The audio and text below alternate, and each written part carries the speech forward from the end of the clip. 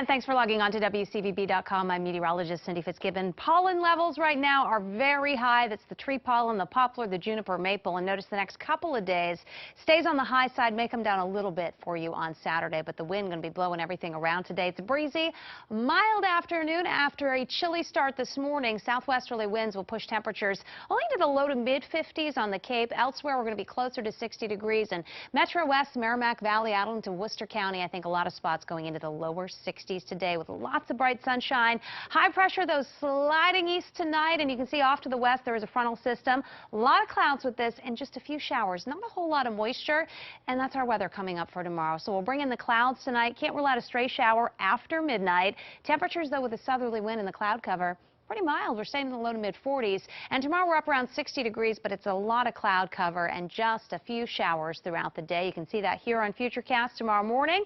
Maybe a spot shower or two. Shouldn't have a big impact on the morning commute. And then even into midday, still a lot of clouds and maybe one or two showers. Much of the day tomorrow for many areas is going to be dry. Just a little bit murky with the cloud cover. And then another wave of low pressure rides this front on Friday night. And that may renew the showers overnight, and we may wake up to some damp conditions on Saturday morning, but the showers end quickly and even the clouds start to break afternoon time, and we're back in the sunshine in the afternoon. So overall, it's a pretty good looking weekend. Again, any showers get out early Saturday morning, then it's a lot of sunshine and warming it up through Sunday. And despite all the cloud cover coming up on Friday, look at these high temperatures. The winds are going to be light tomorrow as well, and we're mainly going to be in the lower 60s. So not a bad end to the week. We're going to keep the mild temperatures going through the weekend and even into Monday, but there are changes brewing with the jet stream as a big dip in the jet stream is going to reestablish itself by the middle of next week. That means the temperatures will be cooling down to below average levels, I think, by Wednesday. And in that process, looks like we get a storm to develop with some rain, and that rain could be heavy,